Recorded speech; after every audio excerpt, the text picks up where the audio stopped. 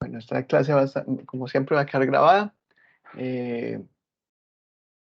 Todos están de acuerdo con que con que la sesión quede grabada. Sí, señor. Listo. Entonces, ya me aseguro que esto sí está grabando, sí. Bueno, afortunadamente ayer solamente hicimos como la introducción, hicimos la tarea de instalar las aplicaciones, porque ese Gil se sacó la mano y definitivamente por ahí no fue. La grabación se perdió. Entonces, pues vamos a empezar a fondo con el tema. Bueno, ahorita hacemos un pequeño resumen de lo que se habló ayer. Y al final de la clase, si alguien tiene algún problema, todavía tiene algún problema con la instalación del Workbench o del SAM, me dicen y lo miramos. Los últimos 20 minuticos. Bueno. Entonces, las bases de datos. ¿Qué es una base de datos? Vamos primero, ¿qué es un dato? O sea, vamos a irnos desde lo más básico, porque sé que aquí hay unos que son de software y pues tienen idea, pero también hay otras personas que no tienen idea de qué es esto. Entonces vamos desde lo más básico y cuando terminemos el curso vamos a estar en cosas algunas de las cosas complejas de esto. Entonces, vamos de 0 a 100, por decirlo así. Entonces, un dato es un hecho con el que se describe un objeto. Entonces, por ejemplo, si yo describo una persona, entonces, ¿qué datos veo yo de esa persona? Ah, los ojos son azules, color de ojos, un dato. El nombre es un dato. Que tiene el pelo largo es un dato. Que mide unos 60 es un dato. Que es hombre o que es mujer, eso es un dato. Entonces, un dato es un hecho que me ayuda a describir, sea una persona, un objeto, por ejemplo, si es un carro, tiene 4 puertas, eso es un dato. La placa es un dato. Que los vidrios son polarizados es un dato. Pero un dato suelto no me dice nada. Si yo le digo a usted, ojos azules, pues, piensa que será eso, sí, así tan bonitos, pero ¿qué? ¿Cuál es el contexto de eso? Entonces, ahí es donde vamos que la agrupación de datos es lo que conocemos como información. Entonces, si ustedes, por ejemplo, cuando leen la prensa o leen un libro, ustedes empiezan a ver un poco de datos, pero ese conjunto de datos es la información que usted le está interesando. Es decir, ahí es donde usted encuentra entre todos esos datos que si usted los coge suelticos, no significan nada, al verlos unidos y dentro de un contexto, se genera una información que usted le puede o no le puede interesar. Entonces, ¿qué es una base de datos? Una base de datos es una colección de información interrelacionada, organizada, almacenada y estructurada. Entonces, es llevar esa información que está compuesta por datos a un almacenamiento digital. Entonces aquí va lo que hablamos ayer. ¿Qué estamos haciendo? Estamos digitalizando cosas tangibles, cosas reales. Las estamos llevando al mundo digital. ¿Cuál es la forma más fácil de hacer eso? Descomponiendo esas cosas y esos objetos o personas en datos para poder saber qué información requiero yo de esa persona. Por ejemplo, si estamos hablando de un colegio, entonces vamos a hablar de, por ejemplo, de un estudiante, qué datos le interesan al colegio de ese estudiante. De pronto le interesa el nombre, le interesa el apellido, le interesa la edad, le interesa la estatura, le interesa el nombre de la mamá, el nombre del papá. Pero si no estamos hablando de un colegio, sino que estamos hablando de un banco, ¿qué le interesa al banco de esa persona? Le interesa también el nombre, los apellidos, el número del documento, le interesan el puntaje de data crédito, le interesa el puntaje bueno, es otro puntaje que también usan los bancos para medirle a uno el crédito, le interesa cuánto usted gana. Entonces estamos hablando de personas, pero dependiendo la necesidad o del cliente, son los datos, son la información que va a requerir, puede ser incluso de la misma persona o de un vehículo. Si yo, por ejemplo,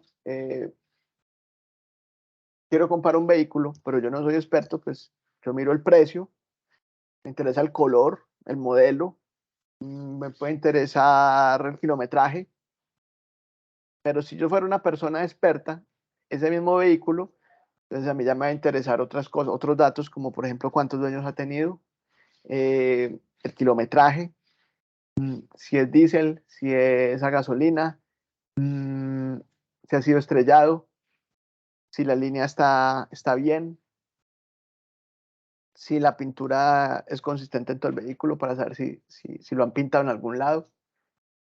Entonces son cosas que siendo el mismo vehículo, dependiendo de la persona o el que esté requiriendo la información, pues va a requerir una información u otra.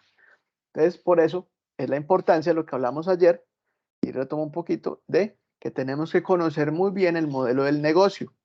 Si no conocemos el modelo del negocio, entonces no vamos a saber cuál es la información que ese negocio requiere.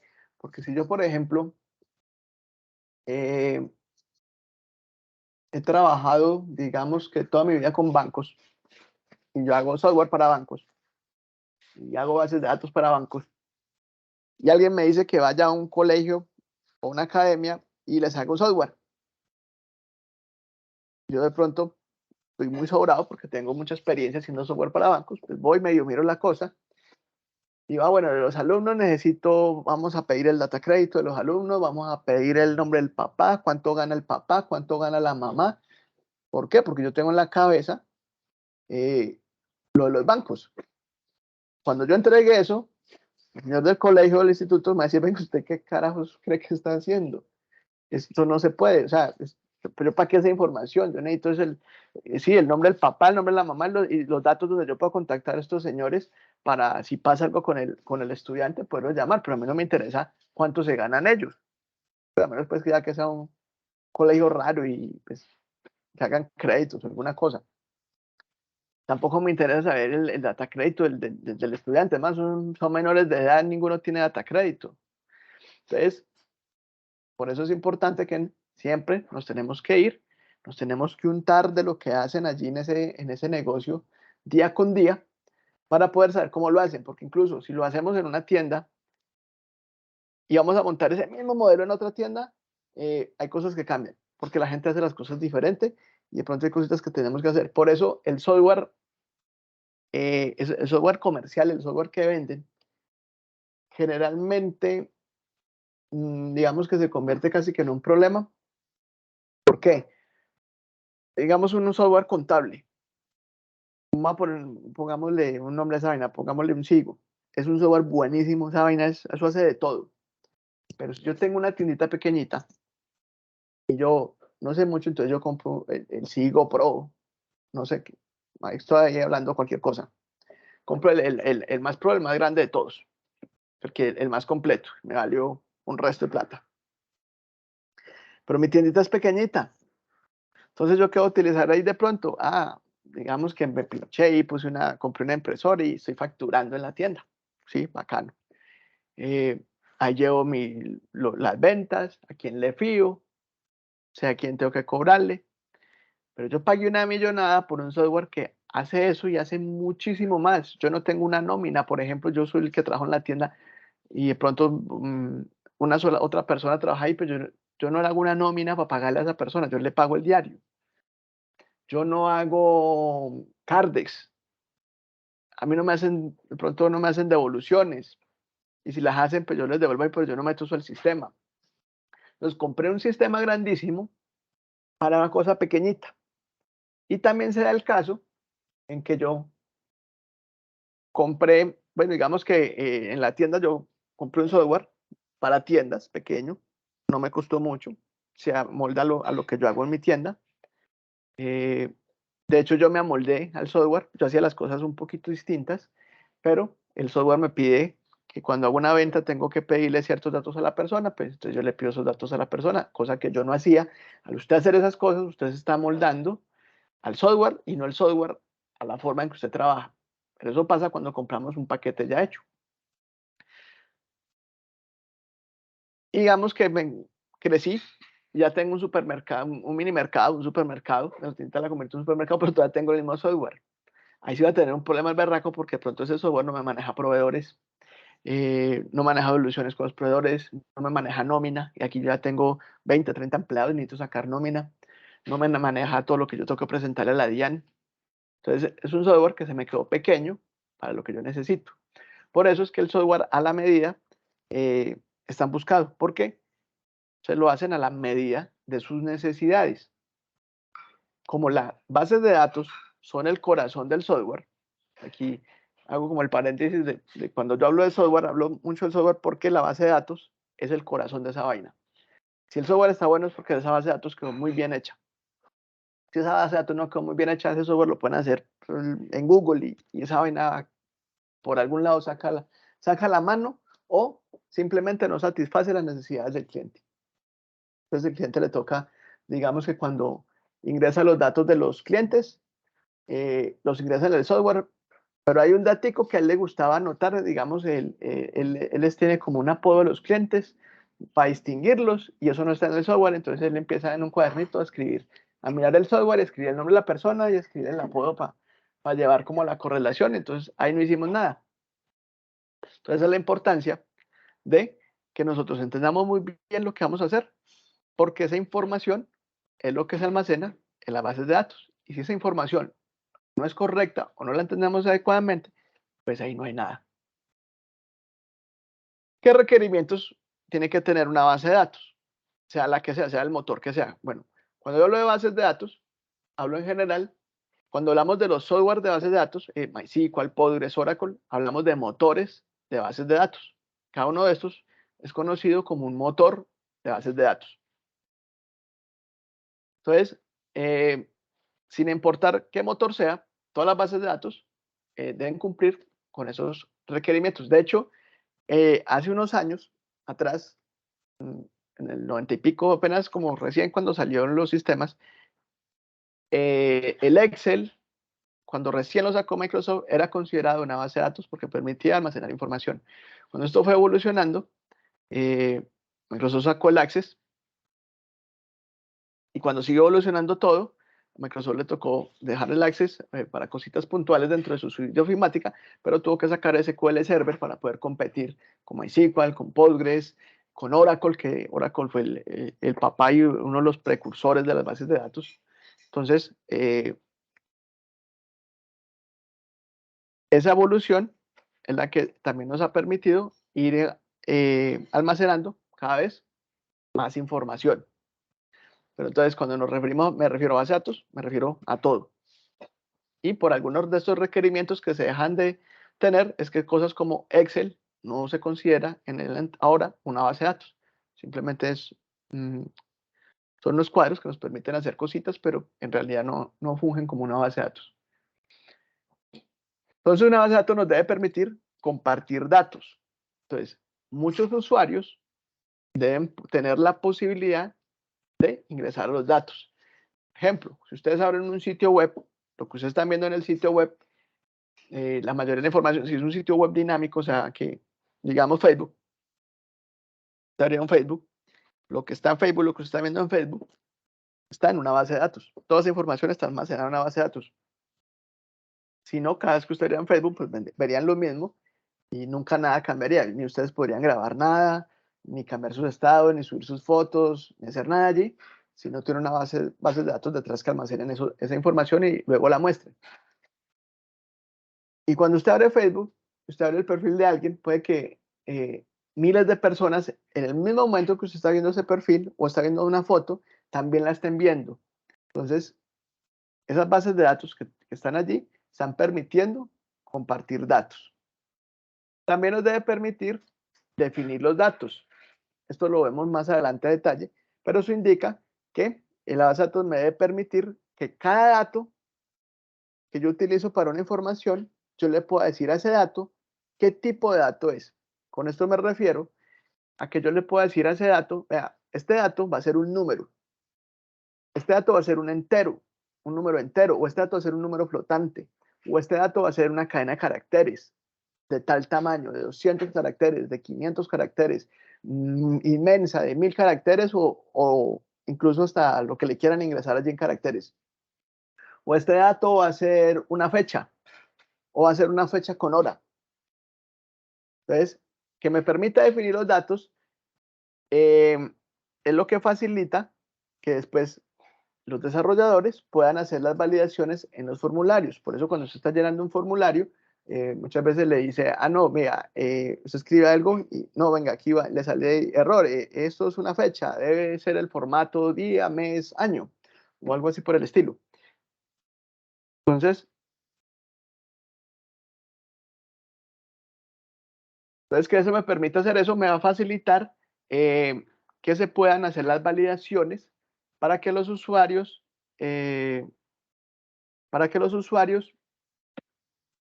no cometan errores.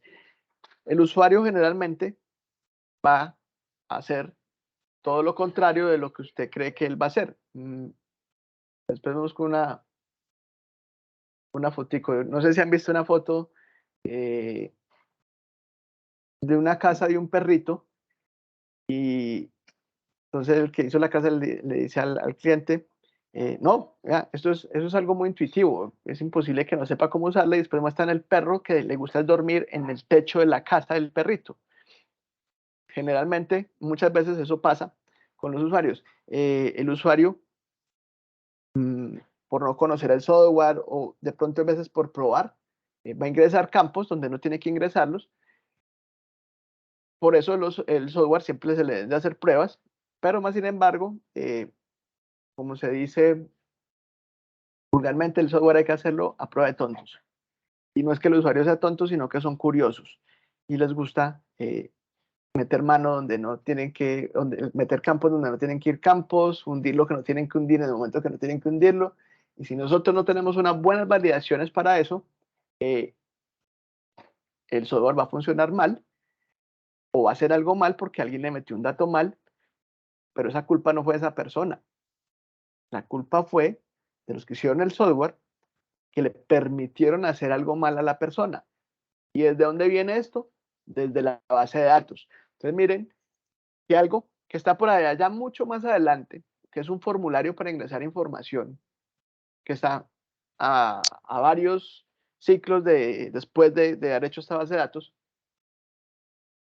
está muy relacionado con que en la base de datos nosotros definamos bien qué tipos de campos vamos a recibir para que esa persona pueda hacer esas validaciones. Entonces, miren que ahí lo que yo les digo siempre, la base de datos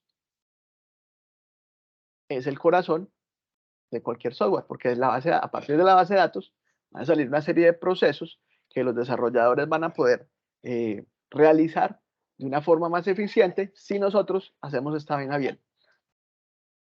Y otro de los requerimientos es que permita tener un modelo de datos, es decir, que corresponda, que se permita hacer una estructura gráfica de esa base de datos para facilitar la visualización de cómo esa información, cómo esos datos crean una información y esa información se convierte, es una persona o es un objeto o es algo. Y cómo cada cosa de estas, cada información de estas completa que está compuesta por datos se relaciona con las demás informaciones o con los demás objetos. Porque nosotros, por ejemplo, lo vemos en el día a día. Usted es una persona, pero usted se relaciona con otras personas y se relaciona de diferentes formas. Por ejemplo, si usted trabaja en un almacén, o alguien que trabaja en un almacén, en ese momento es todo y llega un cliente, ambos son personas, pero para el sistema de ese almacén, uno es un vendedor y el otro es un cliente. Para el sistema y la base de datos de ese almacén, requiere del vendedor que ese vendedor tenga unos datos, pero del cliente requiere otros datos, siendo ambos personas. Pero por ejemplo, ese software necesita saber cuál es el sueldo del vendedor porque en algún momento hay que pagarle al vendedor. Pero él no necesita saber cuánto es el sueldo del cliente. Digamos que es un almacén de ropa. Él no necesita saber cuánto es el sueldo del cliente. Necesita saber los datos del cliente, la dirección, el teléfono, la cédula, el nombre, el apellido, el email, el teléfono para mandarle promociones y cosas, y qué ha comprado. Y el vendedor necesita saber datos donde lo puede ubicar, cuánto le está pagando, cuántos días ha trabajado y cuánto ha vendido. Entonces, a pesar de que son personas, son dentro de esa base de datos, de ese almacén, son dos informaciones diferentes o dos entidades diferentes. Cuando me refiero a esa colección de datos que llamamos información, también le puedo llamar entidad u objeto. Entonces, son dos entidades diferentes para esa base, para ese sistema de ese almacén o dentro del modelo del negocio del almacén. Pero esas dos informaciones se relacionan, porque si ese cliente, cuando llega el cliente, ¿con quién habla? Con un vendedor. ¿Quién le vende los productos? Ese vendedor. Entonces, ahí hay una relación. Porque si yo en algún momento, el cliente llega emberracado y dice, a mí me vendieron esto está malo. Y resulta que en el almacén hay 5 vendedores. Yo no voy a regañar a los 5 vendedores. O no voy a llamar a los 5 vendedores para ver qué pasó ahí. Yo miro en el sistema y el sistema va a decir, a Julano, ese artículo se lo vendió tal vendedor. Eso es una relación. Digamos que ese es el vendedor 1. El vendedor 2 puede que en algún momento tenga cuando llegó ese mismo cliente u otro cliente, tenga relación, pero necesariamente no va a tener relación con, digamos que tengo vendedor 1, vendedor 2, cliente 1, cliente 2. Entonces el vendedor 1 le vendió al cliente 1, el vendedor 2 le vendió al cliente 2, y de pronto el vendedor 2 en algún momento le vendió al cliente 1, pero el vendedor 1 nunca le ha vendido al cliente 2, nunca lo ha hecho, pero existe la posibilidad y la probabilidad muy alta que en algún futuro ese vendedor 1 le venda al cliente 2. Ahora bien, eso lo vemos ahorita más a detalle, si de pronto no me lo cogen aquí en este momento, no se preocupen, que ya ahorita entramos a más a detalle y lo entienden mejor. Como yo tengo la información del vendedor, son unos datos para el vendedor, esos mismos datos, esa misma información del vendedor es general a todos los vendedores. O sea, yo no voy a tener unos datos para el vendedor 1 y otros datos para el vendedor 2, ¿no? Al sistema le interesa los mismos datos para todo, que sean estándar en todos los vendedores. Por ejemplo, que necesito el nombre, necesito el apellido, la dirección, el teléfono, el sueldo, la fecha de ingreso y cuánto vende el mes, por decir algo. Esa información, esos datos, esa información va a ser general a todos. Entonces el vendedor 1, el 2, el 3, el 4, el 5, el 6 van a tener los mismos datos. Entonces esa entidad que se va a llamar vendedor, porque le podemos poner el nombre, se llama vendedor esa entidad, me va a permitir almacenar 1, 2, 3, 4, 5 mil vendedores. Y todos van a tener pues los mismos parámetros de datos. Obviamente la información, ya los valores con que se llenen esos datos, pues van a ser distintos porque pues todos no van a tener ni el mismo nombre, ni el mismo apellido, ni van a ganar igual, ni van a vender lo mismo. Entonces, esas entidades a mí me permiten crear como una pequeña fábrica. En el caso de la entidad de vendedores, me va a permitir tener como una pequeña fábrica de vendedores, donde yo puedo crear muchos vendedores. Lo mismo los clientes. Esa entidad donde yo tengo la información de los clientes, que tengo unos datos parametrizados para mis clientes, me va a permitir guardar allí muchísimos clientes, 1.000, 1.000.000 de clientes, sin ningún problema. Entonces, cuando nosotros estamos pensando en la información, y vuelvo al cuento, y eso se los voy a repetir durante todo el curso, lo más importante es que ustedes aprendan el modelo del negocio. ¿En qué consiste el modelo de negocio? Muy bien. ¿Por qué? Porque en el caso que estamos mirando ahorita, estamos hablando de que esa información que nosotros tenemos, por ejemplo, de los clientes, va a ser la misma para 1.000.000 de clientes. Entonces usted empiezan a guardar datos con lo que usted, con la data que usted sacó para sus clientes, con esos datos. Cuando llegan por ahí el cliente 50, llegó un cliente, digamos, que tiene unas particularidades especiales y no hay forma de guardarle toda la información de ese cliente porque él tiene unas particularidades que es necesario para la empresa, es importante guardarlas, pero no hay forma. ¿Por qué pasó ahí? Entonces puede que Uno, sea la primera vez que eso les pasa y nunca se les pasó por la cabeza que eso pasara. Dos, no indagamos lo suficiente, resulta que sí. Cuando nos hacen el reclamo y eso, pues vamos y miramos y sí, resulta que cada cierto tiempo llegan clientes con esas particularidades especiales que nosotros no tuvimos en cuenta cuando hicimos la base de datos, esa entidad para guardar los clientes. Entonces, ¿qué nos toca? Pues agregarle esos campos, pero lo ideal era que lo hubiéramos averiguado desde el comienzo para que eso no llegara a suceder y pues tener un software de mayor calidad. Entonces, que la base de datos me permita hacer esos modelos para yo poder, tanto yo como los programadores después, poder visualizar cómo esa información, cada una de las informaciones de las entidades se relaciona con las otras y qué datos lleva cada una. Eso es uno de los requerimientos principales para una base de datos relacional. Hay bases de datos no relacionales. De esas no vamos a ver tanto porque eso es, de pronto al final las miramos por encimita. Bases de datos como Mongo son bases de datos no relacionales porque su finalidad es distinta a las bases de datos relacionales. Estas bases de datos se llaman relacionales precisamente por lo que les estoy diciendo, porque permiten crear un modelo donde yo puedo ver cómo una entidad se relaciona con las otras.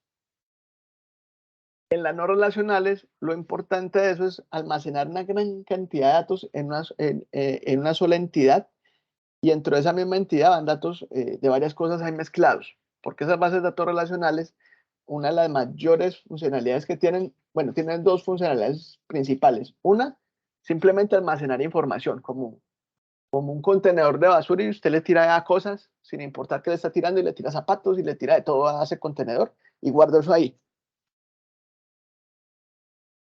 Entonces esa base de datos relacional me sirve para guardar vainas, sin importar qué vaina le estoy echando a eso. Y la otra es para hacer el entrenamiento de las inteligencias artificiales.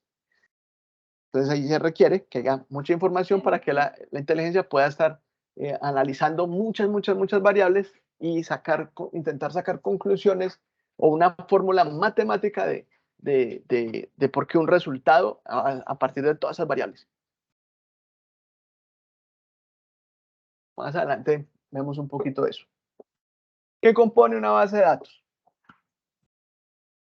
Entonces tenemos por un lado los datos del usuario, entonces se refiere a quién maneja los datos, es decir, los usuarios que tienen permisos para acceder a la información que está en esa base de datos.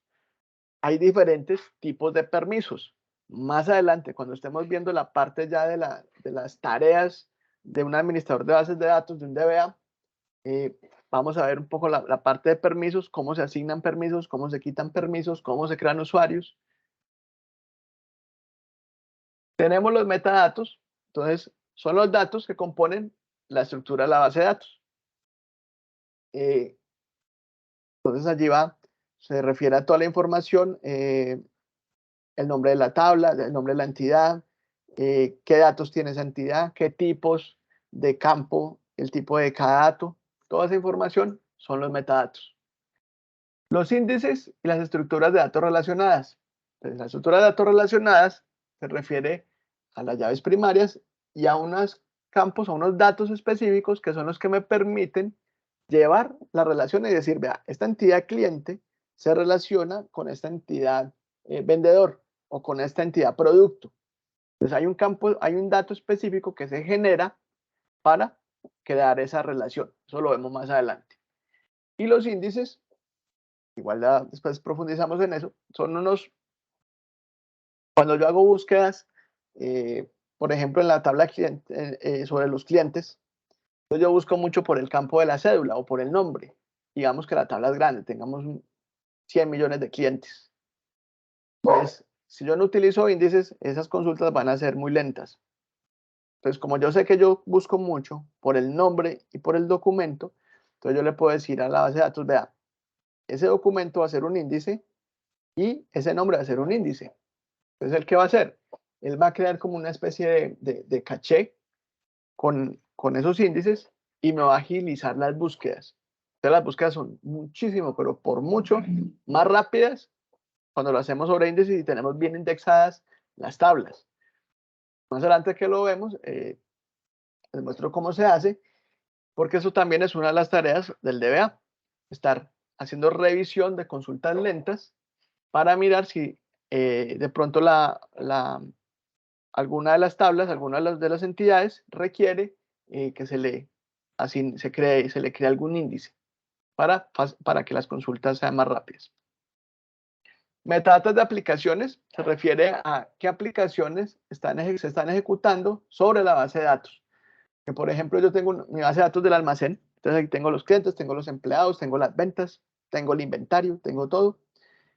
Y tengo un software de ventas que se conecta allí y es el que me va mirando qué tengo en el inventario y me va metiendo las ventas y va moviendo el inventario y bueno.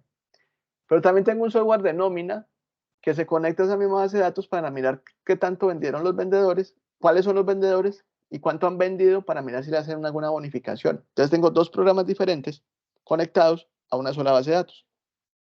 Pueden haber 3, 4, 5, 6, 10, 20, 100 programas conectados a una sola base de datos, dependiendo pues, lo que se requiera en el momento. Entonces, debe haber algunos datos de cuáles son esos programas que están conectados allí y qué hace cada programa para poder tener una claridad y saber que en caso de que pasó algo, entonces saber de pronto de dónde viene el problema. Ah, bueno, fue que el programa de nómina sacó la maleta y borró los empleados, por decir algo. Tiene unos triggers. Los triggers son unos procedimientos que se programan en la base de datos y que se ejecutan cuando pasa algún evento. Por ejemplo, digamos que yo tengo el inventario, es el mismo almacén, tengo un inventario, tengo todos los productos en una tablita, tengo una entidad para crear los productos, necesito todos los productos del almacén. Y de pronto se borraron un poco de productos y nadie sabe qué pasó, quién los borraría y qué problema tan grande, pues, si los productos están en la bodega, pero ya no aparecen en el sistema. ¿Qué se puede hacer ahí?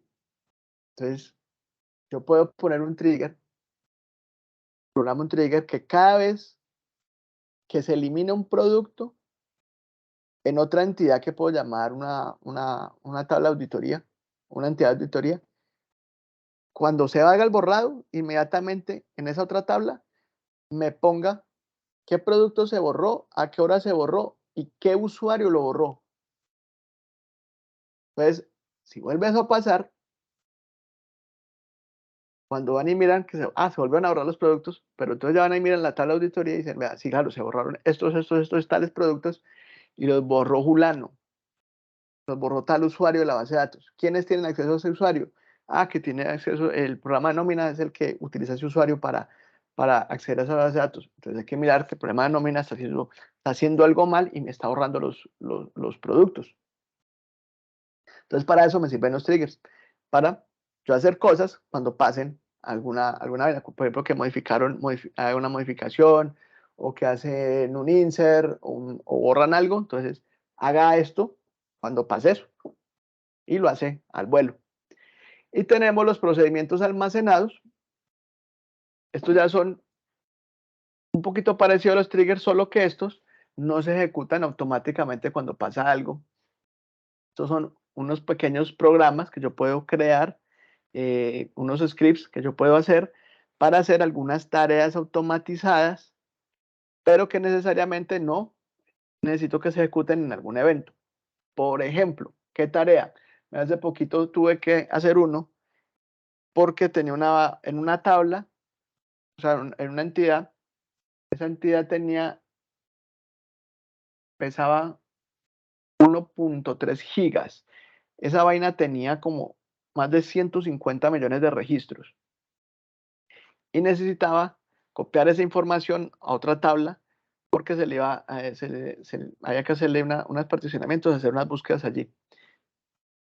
Entonces yo no puedo hacer un DOM de eso y meterlo allí porque es complejo, es demorado y cuando hago los DOM, la tabla se bloquea. Más adelante les explico un poquito más a detalle esto que les estoy diciendo. Pero digamos que si yo saco un backup de esa tabla para montarla en la otra, cuando estoy haciendo el backup, esa tabla se bloquea y no deja y no deja hacer inserts ni updates. Y es una tabla que pues, la están usando todo el día con insert y con updates. Entonces, ¿cómo lo hago? Entonces, creé un procedimiento almacenado que va sacando de a poquito, se va haciendo consultas de a 5.000 registros y los va empujando en la otra tabla. Entonces, para ese tipo de cosas es que me sirven los procedimientos almacenados. ¿Que yo puedo llamar un procedimiento almacenado de un trigger? Sí puedo, pero son dos cosas diferentes. Esto es un script que yo lo puedo correr manualmente o automáticamente si utilizo un trigger para que se ejecute.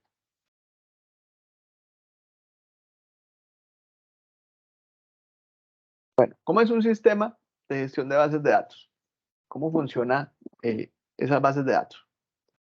Entonces, básicamente, eso tiene 4 capas. Tenemos la parte donde están los datos, que es la capa máquina, la de bajo nivel, que es aquí donde tenemos los datos grabados en el disco duro, como tal, información en el disco duro. Tenemos una capa de un nivel un poquito más alto, que es como tal la base de datos. ¿Qué haces en la base de datos? La base de datos es la que se encarga de administrar cómo se guarda esa información en el disco duro y mantener esas estructuras de esos datos. Entonces, en la base de datos está toda la estructura y ella también es la que se encarga de saber en el disco duro dónde están los datos. Entonces, cuando yo hago una consulta de alguna entidad, por ejemplo, yo voy a consultar los clientes de este mes, cuando yo hago la consulta, la base de datos sabe dónde está almacenada en el disco duro esa información para poder ir a sacarla de allá y poderla mostrar. Tenemos el sistema de gestión de base de datos, que estas dos cosas van juntas. O sea, esto no es un software, este es otro distinto, no, esto es una sola cosa, pero se separa como para que entiendan un poquito más la idea, que este es el que se encarga de los datos puros, saber dónde están los datos, y este es el que se va a encargar como si fuera un portero de una discoteca. Este man es el que se encarga de quién entra, quién sale, y a quién le damos información y a quién no. Entonces, y por último tenemos los programas o las aplicaciones que hacen las consultas, porque nosotros siempre vamos a utilizar algo para poder llegar a esta información que tenemos aquí. Nosotros estamos aquí, sea una consola, sea un programa con Workbench o sea un programa ya desarrollado, es un programa bonito, un programa de nómina, un programa de ventas. Entonces, esos programas, digamos que vamos a consultar los clientes y este es el programa de ventas. Necesito saber los datos de un cliente para metí la cédula del cliente y necesito que en el programa me carguen el nombre y todos los rastros de los datos del cliente, que es lo ideal, ¿no? Pues que si el cliente ya está registrado, pues ingresa la cédula, me cargue los datos y no tenga que cada vez que venga el cliente pedirle los datos. Entonces, yo ingresé la cédula en este programa se conecta a la base de datos y habla primero con el sistema de gestión de bases de datos. Entonces, este sistema de gestión le dice, venga, ¿usted quién es, hermano? Ah, yo soy yo soy el programa de ventas y tengo este usuario que aquí en la base de datos tengo este usuario, esta contraseña, necesito ver la información de este cliente que tiene esta cédula. Entonces le dice, bueno, espera un momentico, yo miro a ver aquí, yo tengo aquí listado los usuarios, sí, este es el usuario, esta es la contraseña, vamos a ver qué permisos tiene usted. Así usted puede ver los datos de los clientes. Entonces ya le pasa la información a este ya le dice al de la base de datos. Le va a decir, venga, hágame un favor, tráigame los datos del usuario que tiene esta cédula. Como este es el que sabe dónde está la información, esta BD, esta base de datos, sabe dónde está la información del disco duro, va, la busca, la trae, la organiza, se la pasa al SGD, que es el sistema de gestión, y el SGD ya se la devuelve al programa. ¿Qué hace el programa con esa información? La organiza de cierta forma que él la necesite y la muestra en pantalla para que nosotros como usuarios podamos visualizar esa información. Hasta ahí, ¿cómo vamos? ¿Alguna duda? ¿Alguna pregunta? ¿Sugerencia?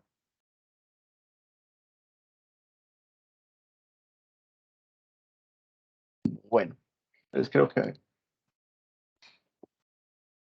vamos bien. Si alguna cosa Muy bien, ok.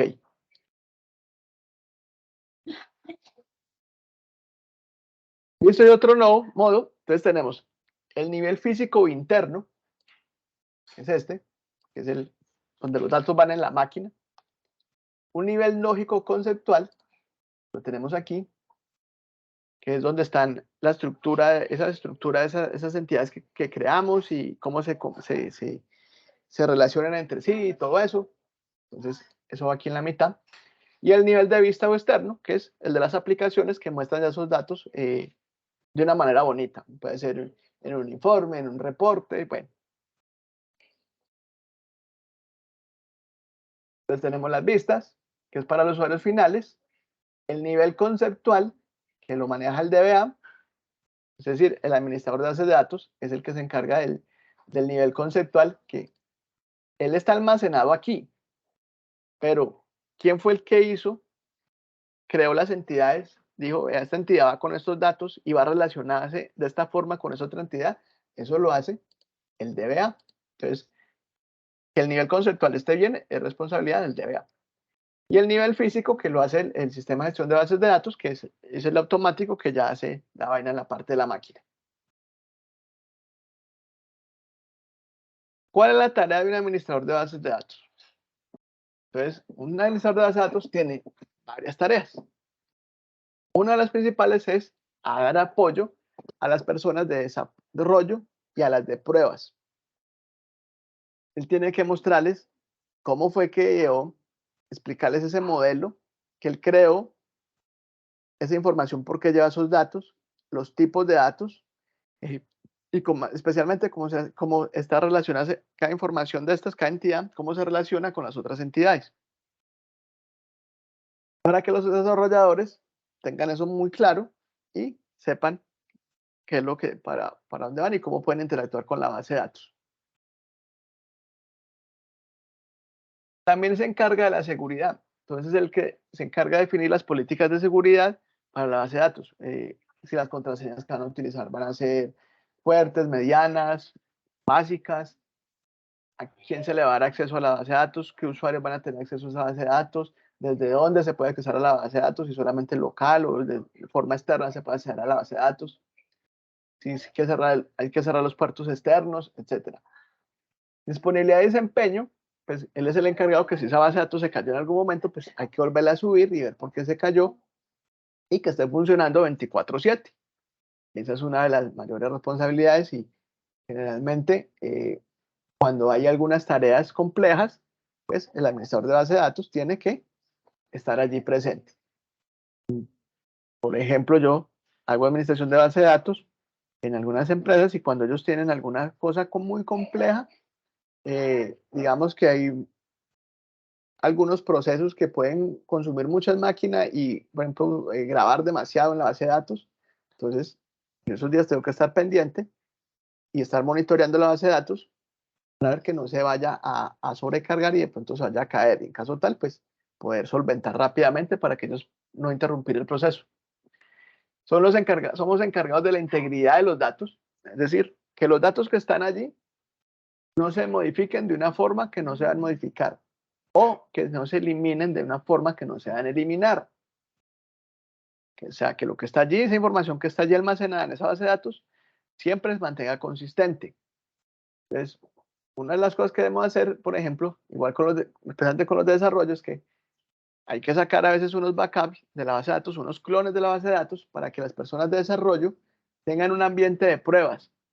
Puede que, digamos que el sistema ya está hecho, el software ya está hecho, pero le van a adicionar unos módulos. Entonces nosotros sacamos un clon de esa base de datos para que esta gente se conecte eso nuevo y haga pruebas en esa base de datos, cosa que como ellos apenas están haciendo eso y están haciendo pruebas, puede que haya algo que funcione mal.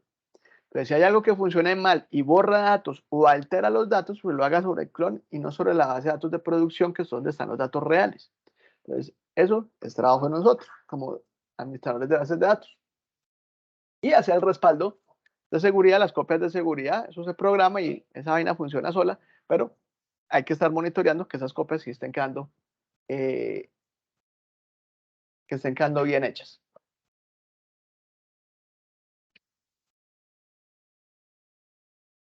Bueno, entonces hasta aquí vamos claros con qué es una base de datos, qué es un dato, cuál es la información. ¿Tienen alguna duda, alguna pregunta? Ya les comparto. Después les mando estas presentaciones por el correo.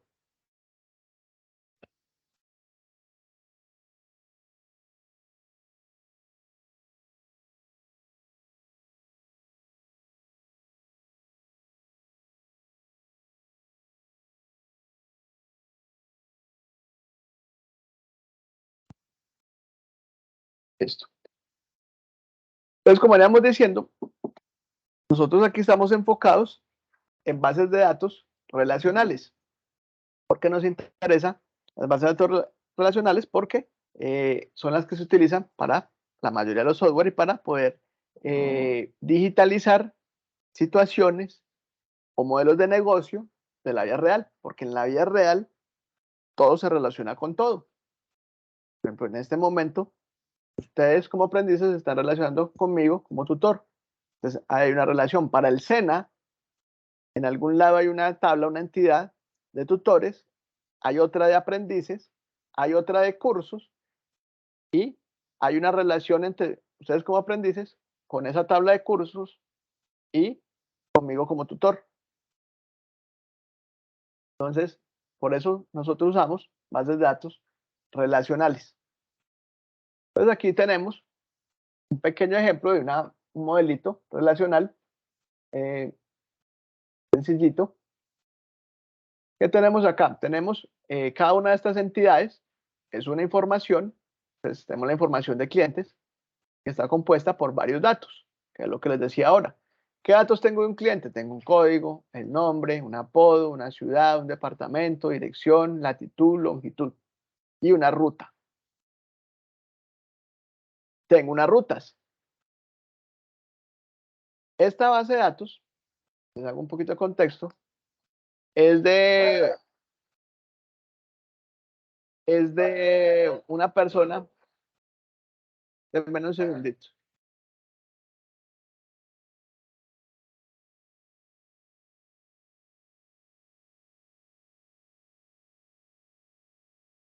Es de una persona que vende una comida para dieta bar para perros, es comida natural. Entonces, esa persona saca su producción y tiene unos clientes y rutas. Cada día tiene una ruta diferente donde le despacha a los clientes. Entonces, aquí tiene sus clientes y tiene unas rutas. Entonces, una ruta, por ejemplo, la ruta del lunes, obviamente va a tener muchos clientes, ¿cierto?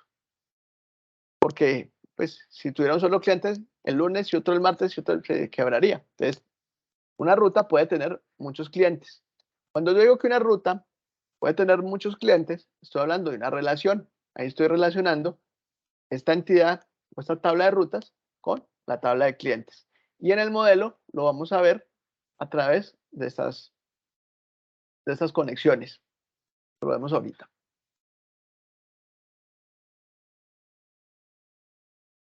Entonces, ya sabemos que una entidad o una tabla de estas está compuesta por datos. ¿Qué datos? Pues los datos que representen a esta entidad que yo quiero digitalizar y que sean representativos según el modelo del negocio.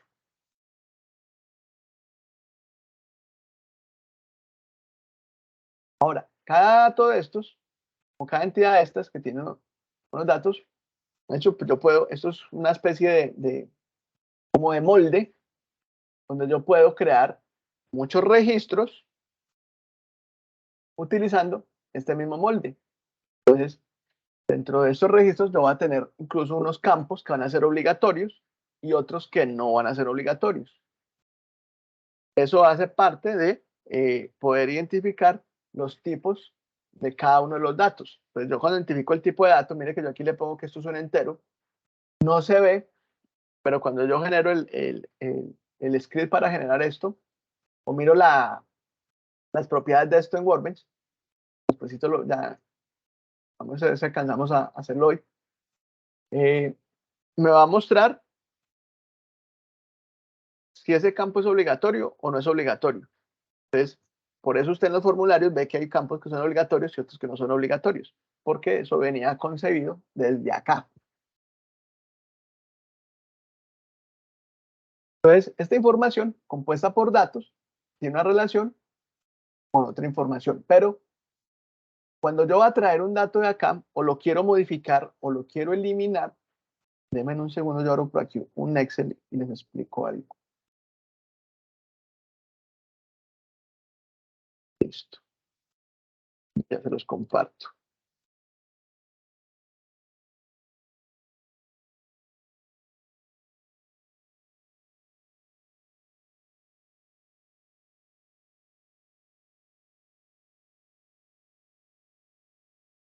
Listo, aquí estamos. Listo. Entonces, digamos que esa entidad que estamos viendo ahorita, digamos que hay clientes, pues había un ID, digamos que tiene un nombre, tenía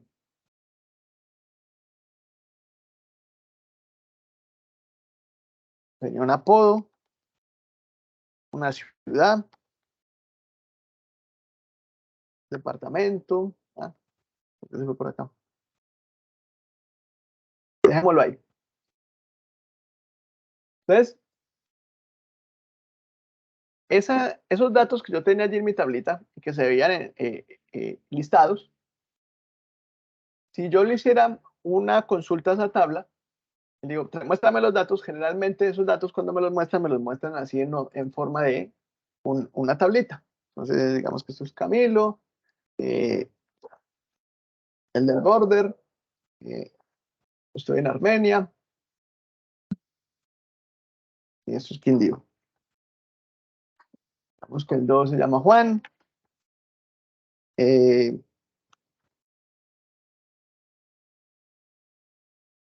garaje verde,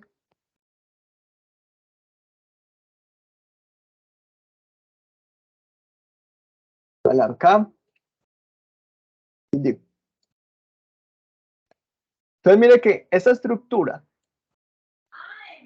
me permite a mí ir creando muchos datos. Yo aquí puedo llenar esto 100, 200, 1.000.000 de clientes. Obviamente no aquí en este Excel. Entonces, muchas de las cosas, hago aquí una aclaración, muchos de los conceptos se los voy a explicar acá en Excel, porque es más fácil la visualización de los datos de la forma en que nosotros los vemos cuando, como si estuviéramos viendo un software, un reporte. Y muchas personas están muy habituadas al Excel. Entonces, es más fácil para explicarlo, pero aclaro que Excel no es una base de datos. No sirve para tales fines porque el Excel se queda cortico muy rápido. Creo que son como 25.000 o 50.000 registros que aguanta esto y ya no le caben más. Entonces, ¿qué pasa? Digamos que aquí el tercer cliente también se llama Camilo. Y resulta que el man tiene también un border. También vive en Armenia. También es del Quindío. Y yo le digo a la base de datos, elimíneme a Camilo. ¿Qué creen que haría la base de datos? ¿Quién me dice?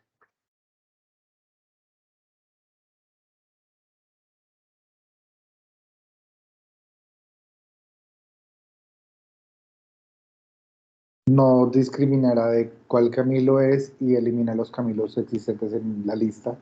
Correcto. Ella hace lo que uno le diga. Coge a Camilo, chao, se fueron. Cuando van a mirar, que pues venga, ¿qué pasó? Y habían 20 Camilos ahí en esa lista. Se fue. O si yo le digo, lo mismo pasa si yo le digo a esa base de datos, modifíqueme a Camilo, que resulta que ella no tiene un borde, sino que tiene un Rottweiler. O le vamos a cambiar el apodo para que vamos a ponerle el Rottweiler porque él tiene un borde y un Rottweiler y le vamos a cambiar el apodo para no equivocarnos con otro Camilo. La base de datos no va a saber a cuál y va a hacer el cambio en ambos. Entonces yo necesito que uno de estos campos sea único e irrepetible, para que me diferencie un registro de los otros de una forma que no tenga equivocación. Ese campo, que es único e irrepetible, lo vamos a llamar llave primaria. Lo vamos a encontrar en todos los programas como PK, que la mayoría de estos programas están en inglés, y pues responde a primary key, que es llave primaria. Esa llave primaria, pues digo, es un campo que no se puede repetir. O sea, si yo llego aquí, le vuelvo y le digo a esta vaina 3, Juan, bueno, vaya está Carlos. Cuando yo grabo esto, la base de datos me va a decir, venga, qué pena, no puede. La llave primaria ya existe y no me lo deja grabar. Entonces estaría en 4. Afortunadamente ella maneja, cuando tenemos cosas o entidades que no tienen un campo, por ejemplo, aquí uno podría tener el documento o el email. El documento es único, entonces nadie tiene la misma cédula o la misma. Y este documento me podría servir como llave primaria porque esta vaina no se repite. Lo que pasa es que siempre, y lo tengo que poner como un campo obligatorio para poder que me funja como llave primaria, porque si esta es mi llave primaria y alguien no me dio la cédula, pues no lo puedo ingresar al sistema porque no tiene el campo. Y es un campo que no puede estar nulo, o sea, no, tiene que tener datos sí o sí, si es una llave primaria.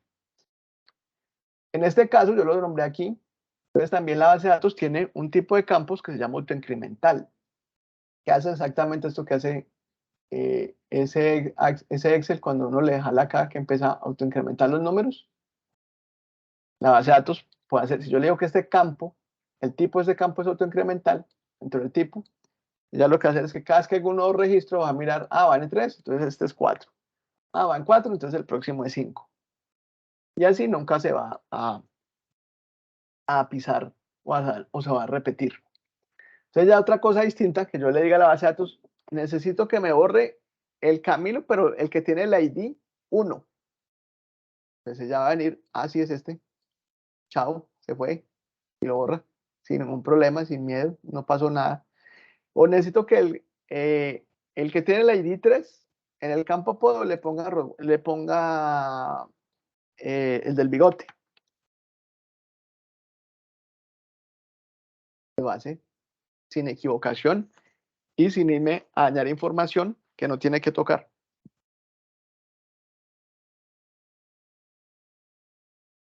Entonces, para eso es que nos sirven las llaves primarias. Y cada tabla o cada entidad tiene que tener una llave primaria. En el caso de las, por ejemplo, las rutas o, digamos, los gastos, cosas que no tengan como algo que los identifique como nosotros, como humanos que tenemos, por ejemplo, el documento de identidad que es único e irrepetible. Entonces, simplemente lo que hacemos es utilizar una llave autoincremental y listo.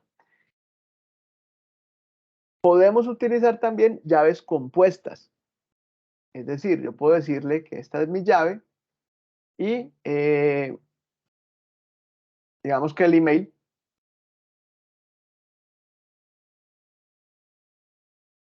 también va a ser llave primaria.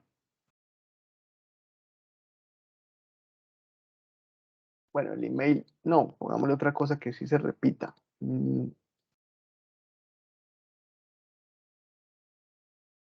Dios se repite mucho. Bueno, pongámosle aquí la ciudad. Digamos que mi llave compuesta va a ser el ID y la ciudad.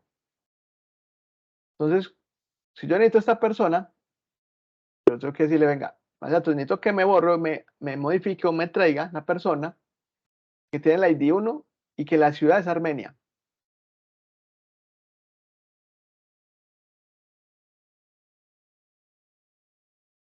Aquí, bueno, aquí le estoy poniendo por la ciudad porque, pues, solamente como por mostrarles. Generalmente esto tiene que tener una relevancia mayor que esto para que sea una llave compuesta y no se dan mucho, no son muy comunes las llaves compuestas. Son casos en que en verdad yo necesito dos campos que son muy importantes para seleccionar un elemento dentro de lo que estoy grabando allí. En este momentico así no se me ocurre alguno, pero yo les busco un ejemplito más adelantico y miramos. Pero yo puedo tener 1, 2, 3, 4 campos como llaves primarias donde se requiere que todos los campos coincidan para poder hacer una modificación o para eliminar. Para buscar, no, yo puedo buscar por cualquier campo. Pero para eliminar o modificar, sí me requiero las llaves primarias, porque si no voy a hacer un daño.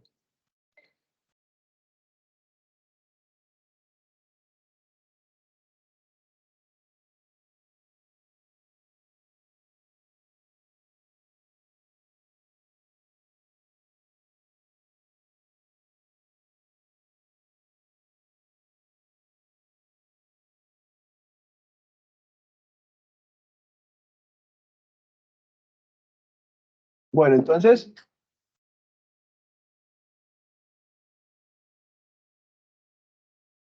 cada uno de esos campos, de esos datos, va a tener un dominio o un tipo. Era lo que les hablaba ahora. Entonces, cada uno de mis daticos dentro de mi entidad, yo le voy a asignar un tipo o un dominio. ¿Qué es eso? Es cuando yo le digo, por ejemplo, esa llave primera que vemos ahorita, esa ID, era numérica. Entonces yo voy a decir, vea, eso es un campo de tipo entero. Y el máximo que va a tener va a ser 10. Entonces, esa vaina puede llegar a ser 1, 2, 3, 4, 5, 6, 7, 8, 9, 10. Ese es el número máximo que me va a permitir de registros en esa tabla porque se va a llenar la llave primaria y no me va a dejar meter un número más grande que esto. Entonces, siempre hay que ponerlos un poquito holgados. Ahí es donde vuelve y radica la importancia de conocer el modelo del negocio porque así podemos tener alguna idea de más o menos qué tanto pueden estar creciendo esas tablas. Igual eso hay que ponerlos siempre grandecitos. O yo le puedo decir, tal campo es un número flotante. Cuando son flotantes, yo le digo aquí el tamaño y aquí cuántos decimales quiero que tenga. O le puedo decir, vea, eso es este tipo carácter. En el caso de las bases de datos usamos tipos varchar.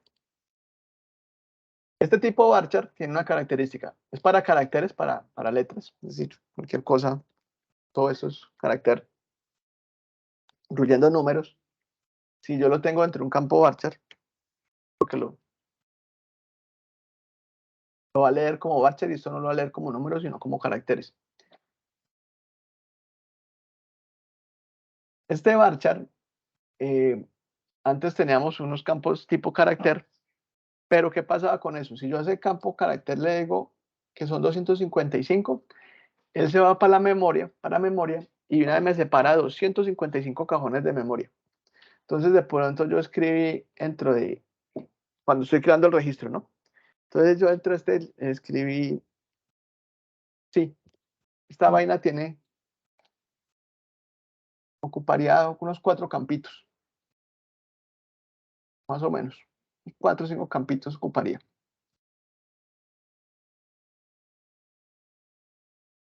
Oye, de memoria estos 255 pues son mucho más, pero bueno, de estos 255 este se consume 2. Esto, la memoria se abre en bytes y pues cada eléctrica de estas son varios bytes. Pero bueno, de estos 255, esta vaina se consume 2. Pero si yo le dije que esto era un char, este tipo lo que hizo fue que me abrió un espacio en memoria para que me quepan estos 255. Y entonces esto me quedó con un espacio el berraco en memoria y la estoy malgastando. Entonces, los que hacen las bases de datos, los creadores, crearon el campo varchar, que lo que hace es que yo esto lo declaro con 255, pero él dice, bueno, listo, ese es el máximo, pero si yo le meto 2, él simplemente va y ocupa los 2 y no ocupa el resto.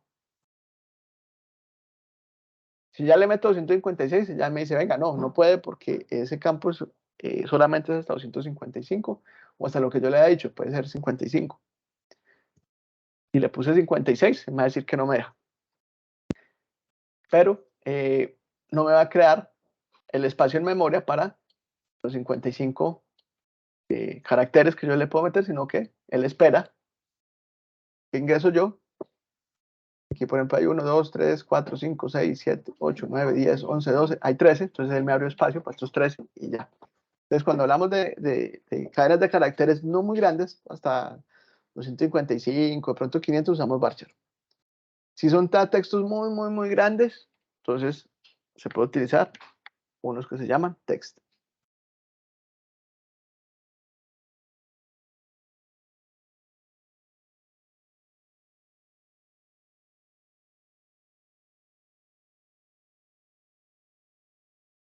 ¿Cuáles son los más usados? El entero, que es int. Recuerden que esto todo es en inglés. El float, que es flotante. El varchar, que se escribe así. El text, que sí se escribe así. El enum. ¿Qué hace el enum? El enum me permite que yo le diga cuáles van a ser las opciones, como esto. Yo aquí tengo este seleccionable.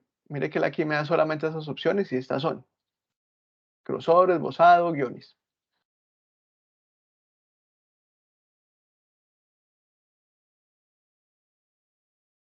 O de pronto aquí, miren, cada una de estas cosas sería una opción.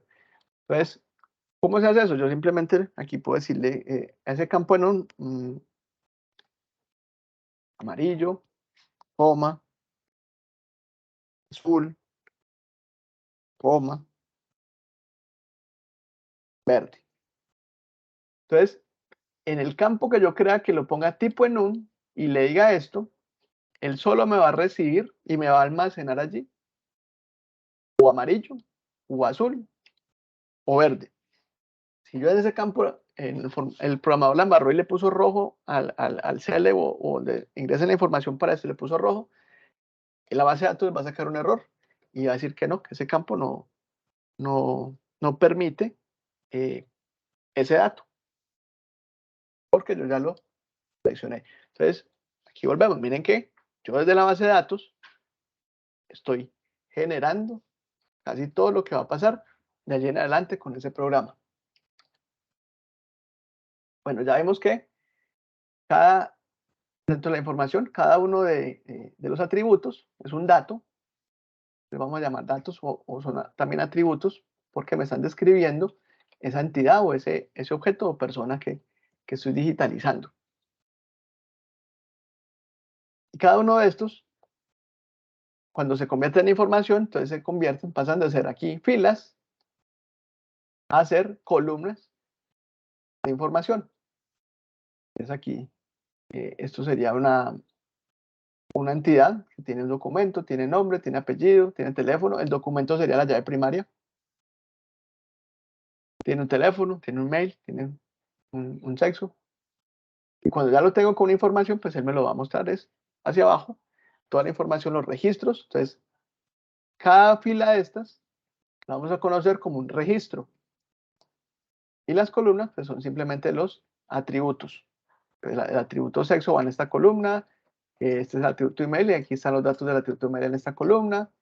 Y la fila es el registro que me identifica uno de los elementos que cree utilizando esta estructura o esta, digamos que esta plantilla, no, iba a decir otra cosa, me fue el nombre. Este molde. Esto sería un molde que me va a permitir crear muchos de estos registros y estos registros, cada uno de estos registros va a estar amoldado a esto que yo creé cuando lo hice así. Porque estos registros, cada uno de estos datos se va a moldar al tipo que yo le puse, al tamaño que yo le puse. Entonces, si hay uno que es de fecha, en su momento ahí, el registro pues tiene que ir una fecha y no va a ir un nombre, no va a ir un color, no va a ir un número, no, que va a ir una fecha completa. Entonces, como hablamos, la base de datos relacional pues se compone de varias tablas y relaciones. No pueden existir dos tablas con el mismo nombre.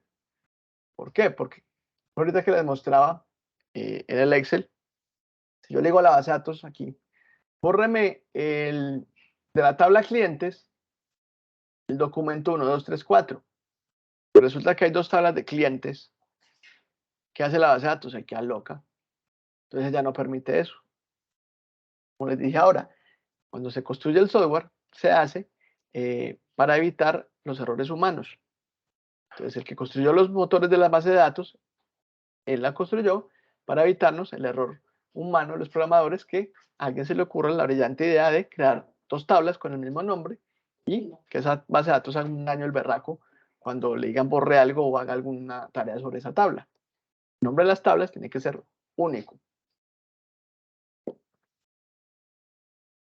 Cada tabla pues, es un conjunto de registros, filas y columnas, es decir, que cada tabla o entidad, esto es una tabla o entidad o información, tiene sus datos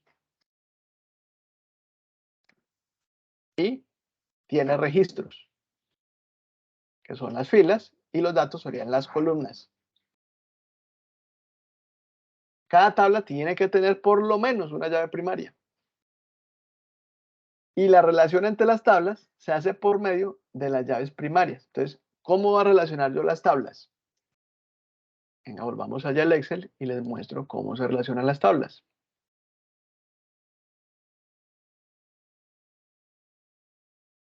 Sirve el Excel acá. Listo. Entonces, digamos que yo aquí tengo esta tabla y esta tabla se llama clientes. Cliente. Y voy a crear una que se llame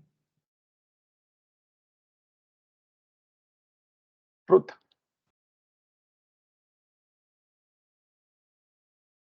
Entonces, esa ruta tiene un ID, que es mi llave primaria,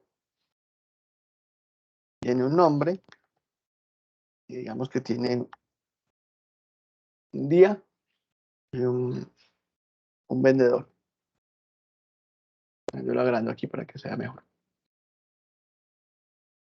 Entonces, digamos que,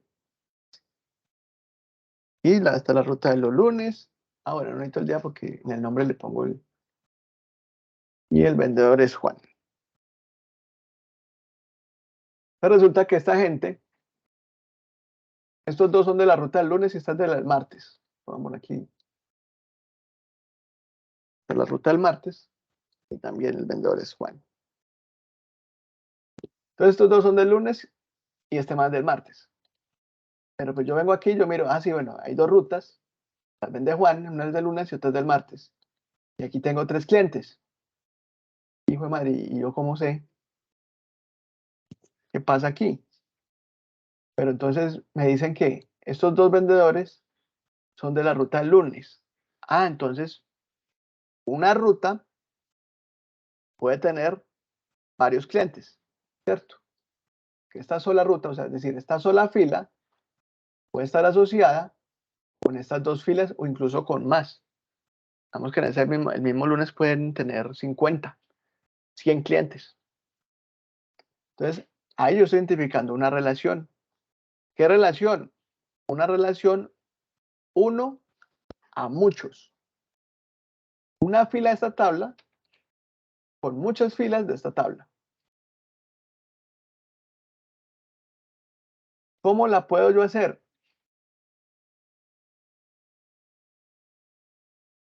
Entonces,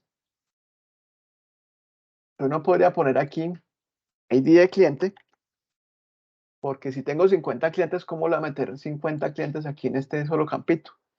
Después, cuando veamos la normalización, o sea, que es la optimización de cómo se hace el diagrama, vemos que eso no se podría hacer. Entonces, aquí no podemos hacer eso. Pero esta es una sola. Venga, pero yo entonces aquí puedo venir aquí y decir ruta ID y decir que este cliente es de la ruta 1 y este es de la ruta 2. Y yo necesito saber, ¿este cliente qué ruta es? Pues aquí me dicen. Ahora, esto no es camisa de fuerza, pero es una buena práctica. Aquí estoy creando algo que se llama llave foránea. La llave foránea es la que me permite hacer la relación entre rutas. El concepto decía que las relaciones se dan por llaves primarias. Ya les muestro por qué. Porque aquí yo estoy diciendo que esta persona está asociándose a la ruta 1. Y si yo vengo aquí S1 es la llave primaria de la tabla rutas. Entonces, ¿por qué tiene que ser la llave primaria? Porque si no fuera la llave primaria, entonces esa ruta 1 puede que por aquí hubiera otra ruta 1 los miércoles y pasa lo mismo que les mostré ahorita cuando quiero borrar algo. Pues la base de datos no va a saber y todo el mundo va a quedar loco porque no se sabe si el lunes o el miércoles esa persona.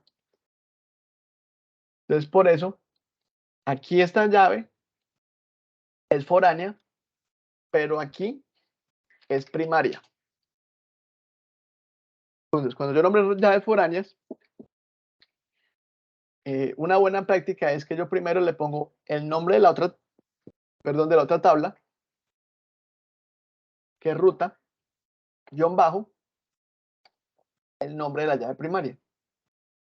Entonces yo así sé, si yo necesito saber, este señor de qué ruta es, entonces, venga, miro en la tabla ruta y voy a buscar el campo ID.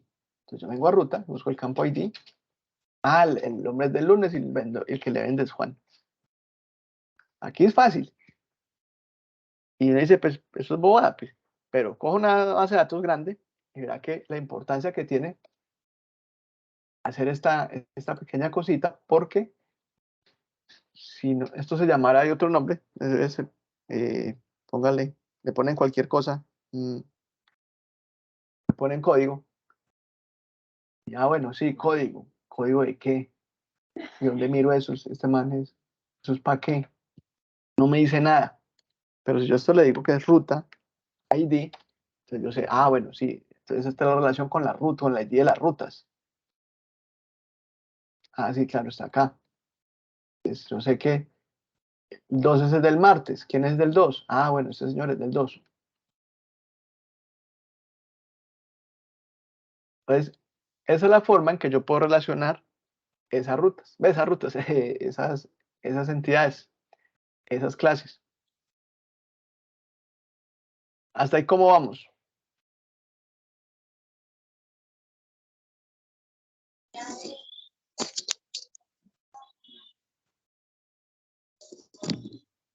¿Todo entendido? Bueno, entonces vamos a ver si es verdad.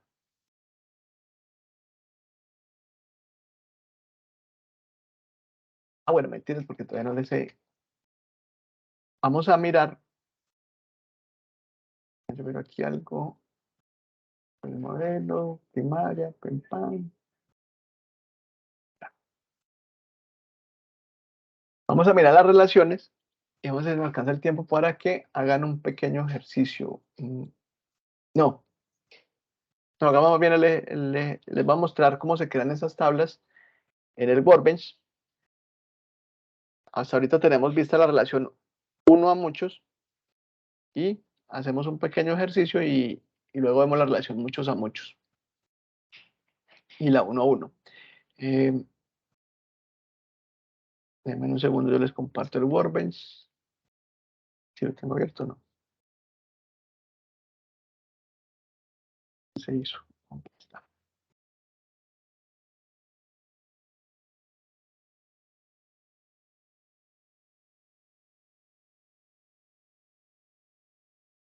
Bueno, entonces, este es el Workbench. Ustedes le dan File. Creo que eso sí no lo alcanza a mostrar aquí la esta. Ustedes le dan File, New Model, y él los trae aquí. File, New Model, y los trae acá. Aquí le van a decir, en adicional diagrama, doble clic. Y él les va a abrir esto. Pregunta, ¿qué tan grande ven ustedes estos iconos? Que tengo un monitor grandotote y que pronto lo ven muy pequeñito, voy a agrandarlos. Si yo lo agrando así, ¿lo ven más grande o los ven iguales?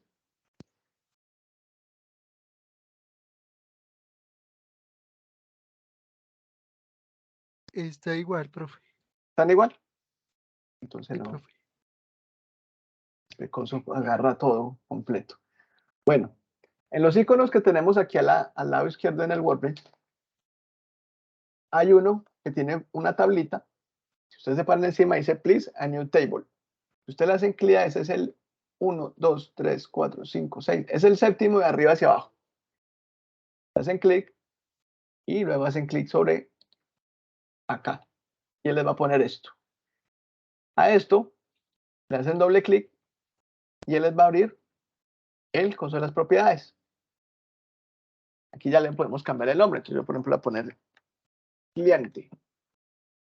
Y ya que aquí cambió. Y aquí es donde ya me permite meter los datos que me van a caracterizar a ese cliente. Entonces, por ejemplo, voy a ponerle un ID. Mire que él aquí ya me pregunta cuál es el tipo de dato. Y si yo lo despliego, él me va a mostrar aquí todos los tipos de datos que permite MySQL. Profe, En perdón este, que te interrumpa. dime. No me sale así.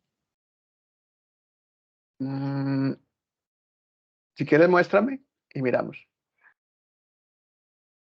Que de pronto, como te salga a ti, le sale a los otros. ¿Sí te deja compartir? No, profe. Ah, bendito.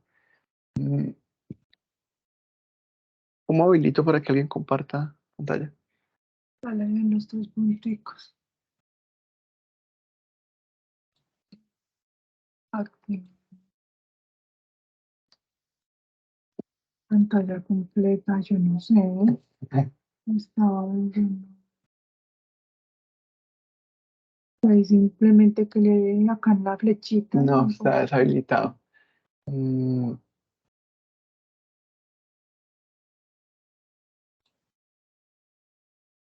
Y estoy Habilitar. desde el Habilitar. moderador. Deshabilitar en esta no.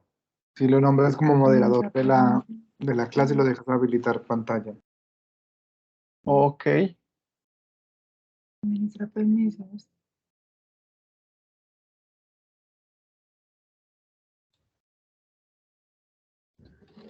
Voy a por el otro lado.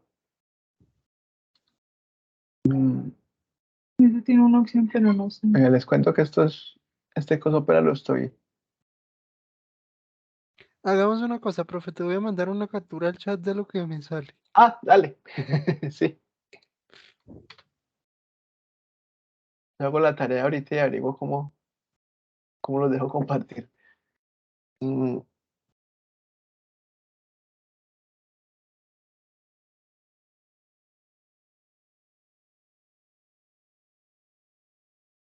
A ver. Sí. Lo que pasa es que ahí tienes que le das clic y ponlo y dale clic donde está la cuadrícula para que aparezca la tabla. Listo, profe. Y ahí sí, en eso que te puso allí sobre la cuadrícula, le das doble clic y ahí sí te sale el de las propiedades. Más o menos usted lo deben tener, ¿cómo se llama esta vaina? Usted lo tienen así.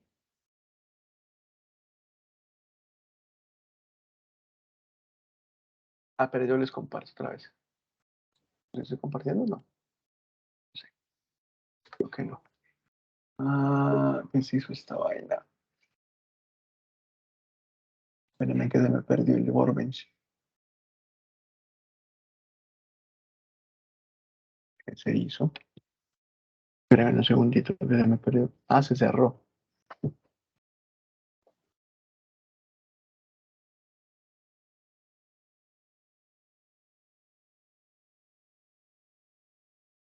Listo.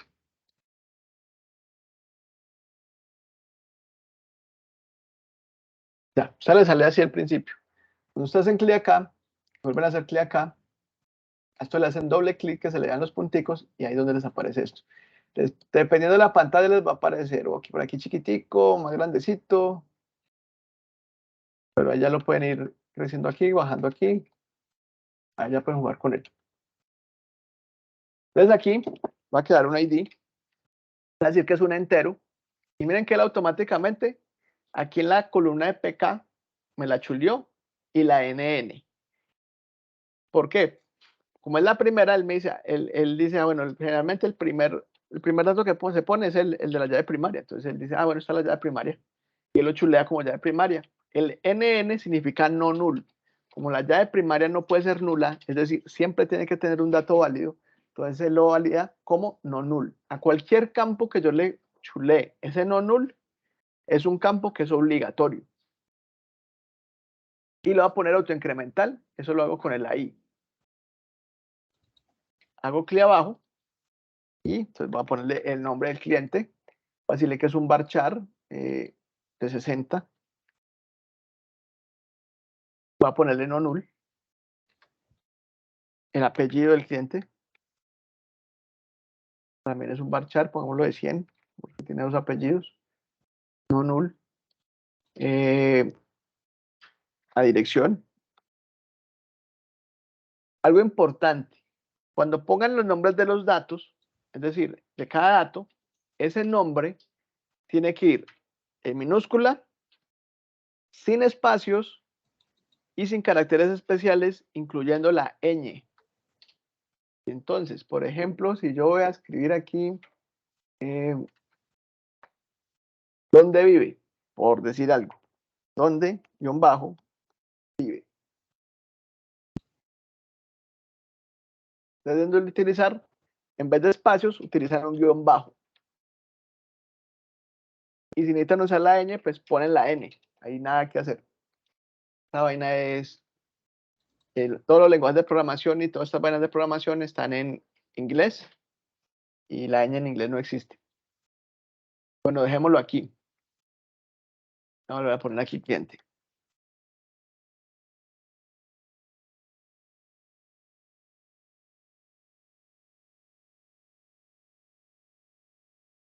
Voy a crear otra que se llame factura. Bueno, voy a crear la ruta. Estamos viendo ahorita. Entonces tengo un ID para la ruta que es un entero incremental. Aquí lo chuleo. Mi llave primaria, no nula. El nombre. Y dejémoslo así. ¿Cómo le digo yo a este cliente que está asociado a esa ruta? O que una ruta puede tener muchos clientes. Entonces, si ustedes ven aquí donde están las rayitas, hay una, la primera dice 1, 1, la segunda dice 1 a n, luego otra vez 1, 1, 1 a n, n a m. Esos son los tipos de relaciones. En este momento solo conocemos la segunda, que viene siendo 1, 2, 3, 4, 5, 6, 7, 8, 9, 10. El 11º icono de abajo, de arriba hacia abajo. Hacemos clic en este. Como sabemos que una ruta puede tener muchos clientes, hacemos primero clic en el que es muchos y luego hacemos clic en el que es uno. Y él automáticamente me creó esta relación. Donde mire que acá tengo un 1 y para el lado del cliente, él me crea como 3 paticas parecidas a las paticas de una gallina, que significa muchos.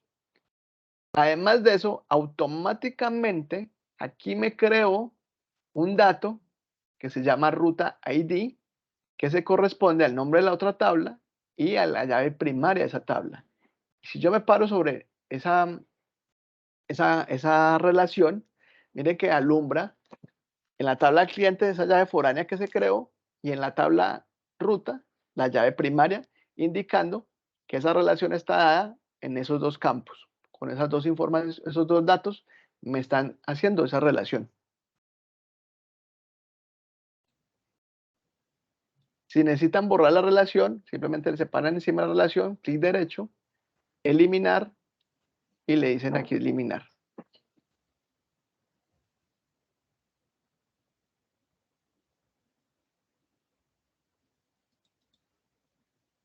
Entonces, en estos 20 minuticos que quedan, tomen algo que ustedes conozcan y creen la tabla, creen unas que les hagan unas 2, 3 tablitas y háganle la relación allí en el Workbench. Si tienen alguna duda, me van preguntando. Pueden hacer sobre lo que quieran. Ya después le metemos complejidad a esto. No me interesa que aprendan a, más que todo, a crear las tablas. Yo mientras que ustedes van haciendo eso, averiguo cómo hago para compartir pantalla en esta vaina.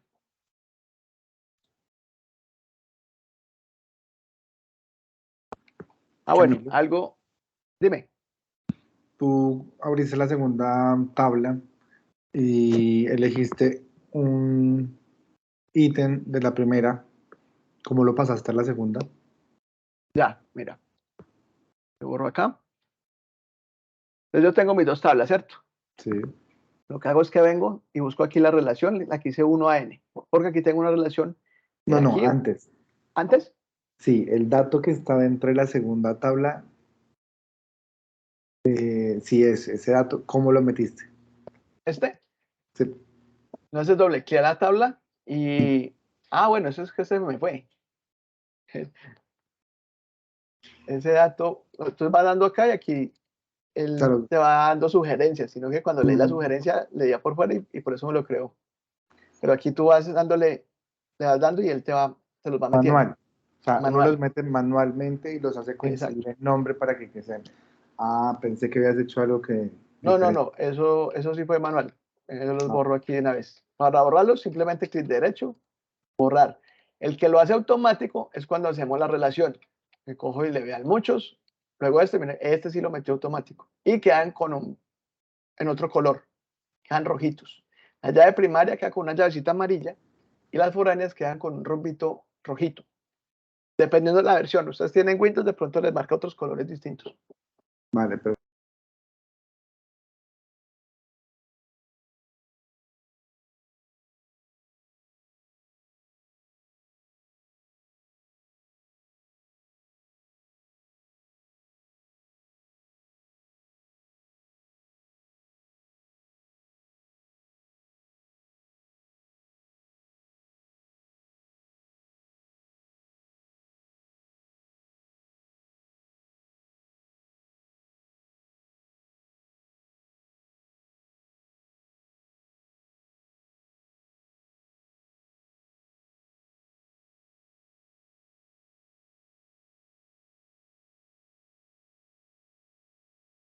Bueno, algo importante.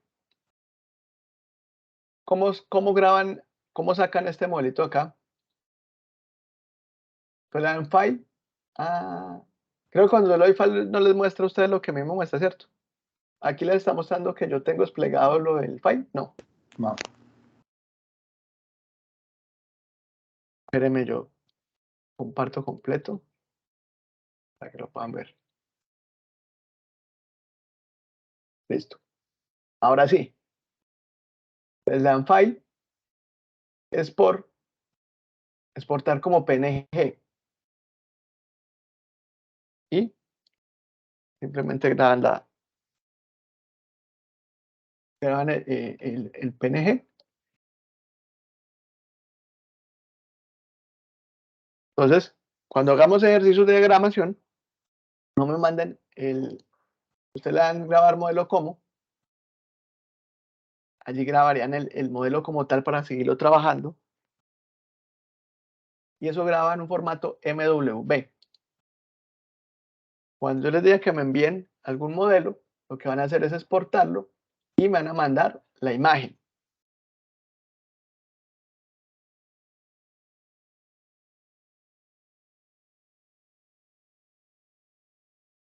Entonces voy a crear una carpeta en Google Drive, les voy a compartir el enlace. Ustedes lo que van a hacer allí es que ingresan a la carpeta, crean una carpeta con su nombre y allí es donde me van a ir poniendo lo que vayamos haciendo. Entonces voy a crearla ya, ahorita les paso el enlace y del modelito que hagan ahorita, allí creamos la carpeta con el nombre de cada uno y subimos la imagen del modelito que tenga 2, 3 tablitas. No importa, no se preocupen si les queda bien o mal, es para que vayamos simplemente cogiendo. Ya después, más adelanticos, y ya nos centramos en ver que sí estén bien hechos.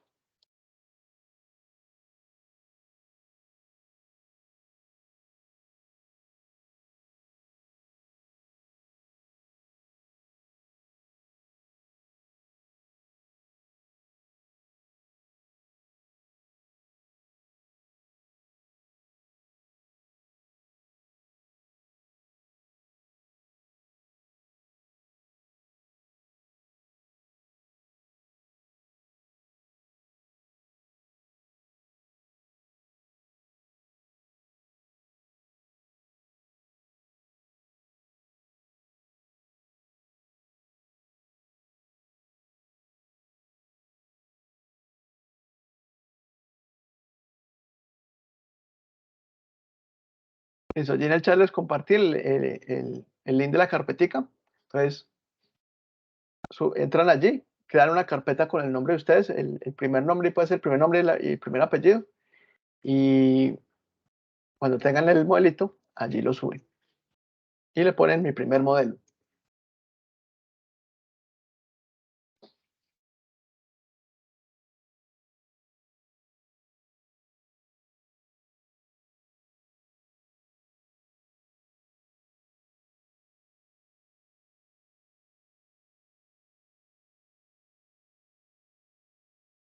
Y también vuelvo y les comparto la lista de asistencia para los que no le habían llenado.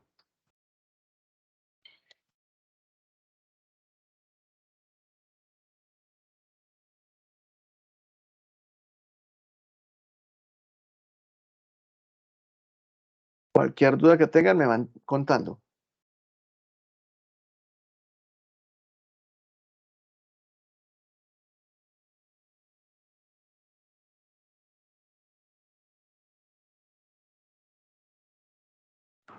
Instructor, Dime. una pregunta, ¿cómo fue que hizo la relación? Es que no la vi Claro, en ese momento. mira, tú tienes las tablas. Entonces, primero tienes que identificar cuál es cómo es la relación. Si es uno a muchos o si es uno a muchos para este lado. Entonces, aquí sabemos que una ruta tiene muchos clientes. Escogemos la relación que es de abajo hacia arriba, 1, 2, 3, 4. La quinta, la que dice 1n. Hacemos clic ahí. Hacemos clic primero en la tabla donde está muchos y luego en la del 1. Entonces, como la relación es que una ruta tiene muchos clientes, hacemos primero, en este caso, clic primero en la de cliente y después en la de ruta y aquí ya me quedó la relación creada. Ok, gracias.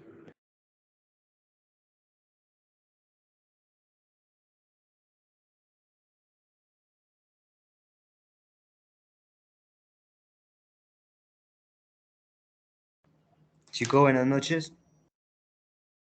Buenas noches. Es que me aparece un error cuando intento llenar la asistencia. ¿Qué error te sale?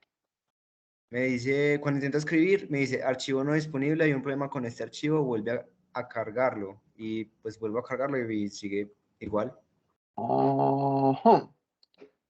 Espérame, ya miro.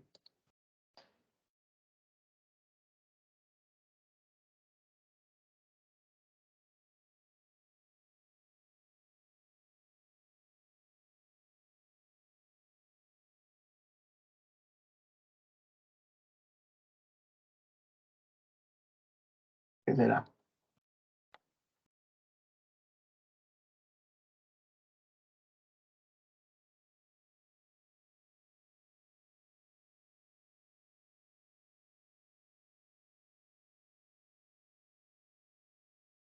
Prueba allí a ver si te deja. Refrescalo primero.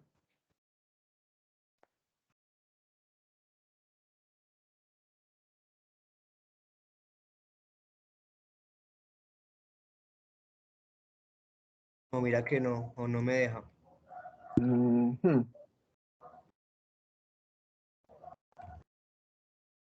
Espérame, yo pruebo aquí en otro navegador.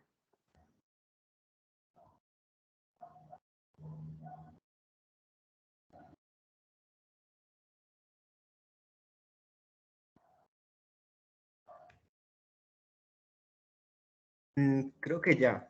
¿Ya? Es como la pantallita de error, pero ya después ya me deja seguir escribiendo. Ah, listo. Muchas gracias. Ok.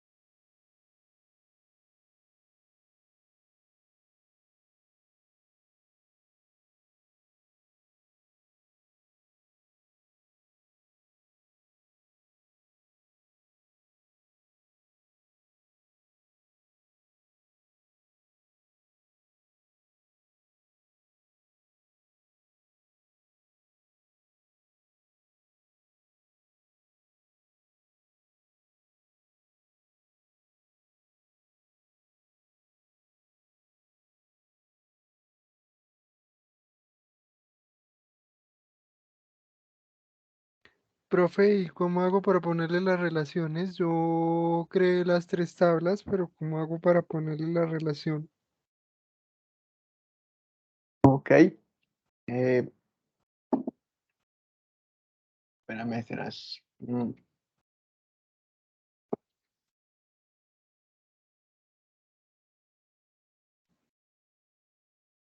Por menos te pongo como moderador para que te deje. Ahí ya te voy a dejar compartir pantalla. Sí, profe, ya. Dale, miramos.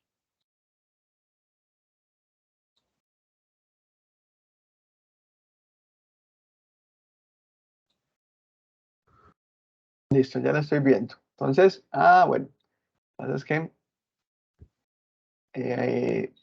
ahí donde está donde dice lo de la tabla, dale la X para que se cierre lo de las propiedades, aunque es que está más abajito los iconitos. Ah, ok. Eso, están ahí. O sea, S.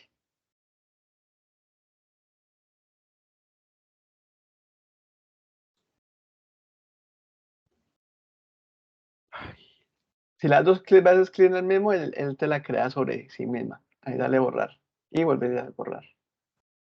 Tienes que darle un clicito solo y en la otra tabla, pin, otro clicito.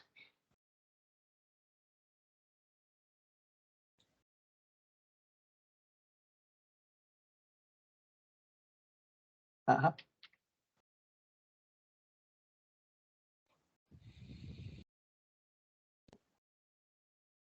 Listo, profe, ya era que no había Ok, entendido, gracias. listo.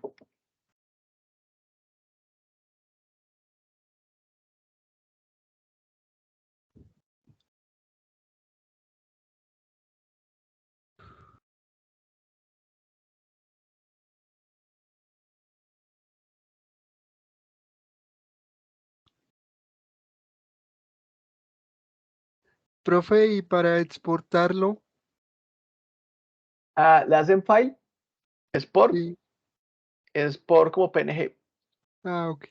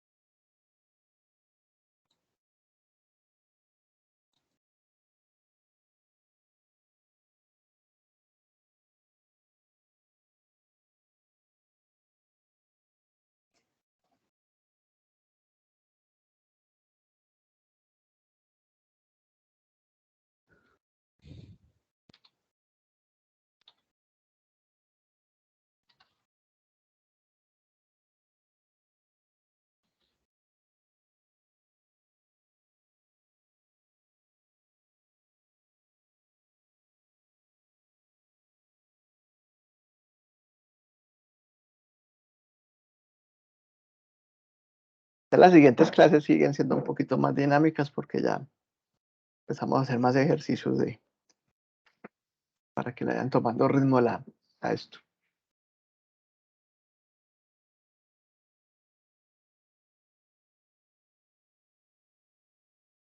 Listo, profe, y entonces te lo dejo en la carpeta del Drive.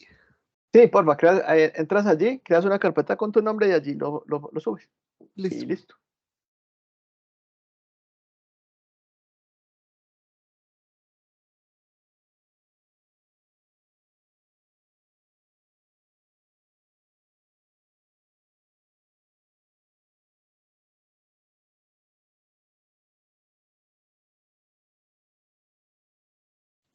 Y sobre esto vamos a seguir trabajando. Dejo el archivo como tal guardado en el equipo. Sí, si quieres, guárdalo.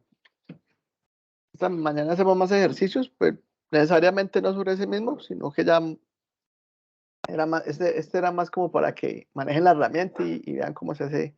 se pueden las relaciones y eso. O sea, si quieres, no lo, o sea, solo si quieres, pero no es necesario el 100%. Mañana, si os quiere, nos vemos a las 3. Ahorita igual les mando el correíto.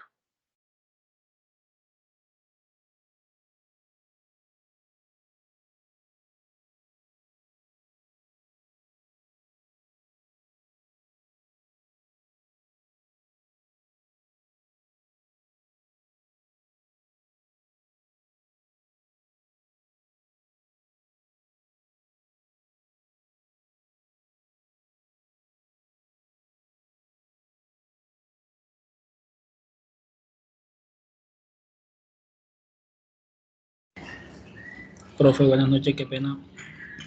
Buenas noches, dime. Ya tengo las 3 tablas creadas, pero no me aparecen las opciones de las relaciones. Abajito donde están las propiedades, dale de cerrar, porque generalmente si el monitor no es muy inmenso, esas propiedades tapan esas opciones, así como nos pasó ahorita con José. Mira si te da y si no, te doy para que compartas pantalla y miramos. Ah, ok. Listo, sí, señor, ya. Sí, listo. Señor, listo.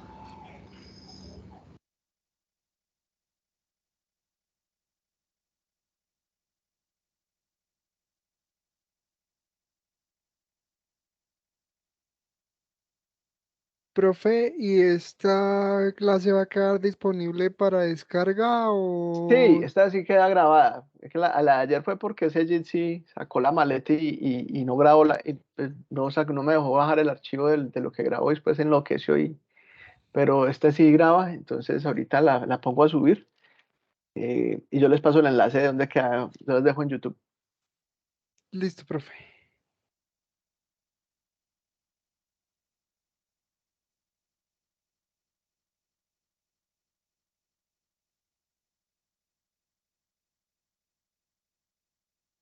Bueno, muchachos, ya vamos llegando, finalizando, y les encargo entonces esa tarjeta sencillita.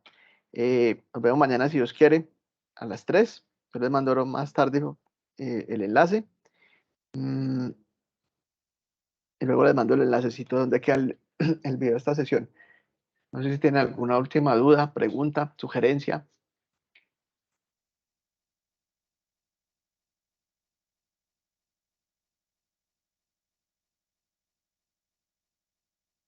Listo, Oscar, Todo muy perfecto. bueno.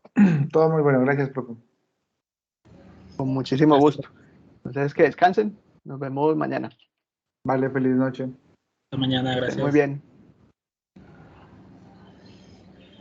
Listo, profe, muchas gracias. Ahí ya quedó subido el